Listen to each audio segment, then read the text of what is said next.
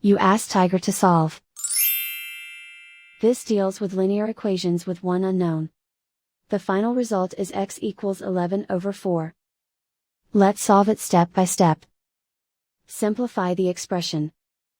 Expand the parentheses. Multiply the coefficients. Simplify the arithmetic. Group all x terms on the left side of the equation. Subtract 4x from both sides.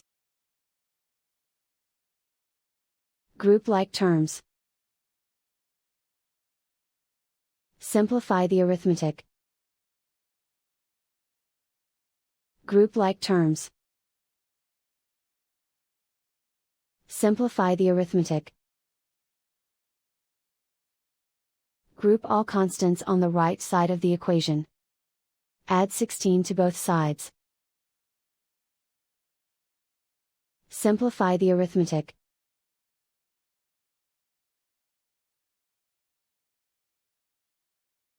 Isolate the x.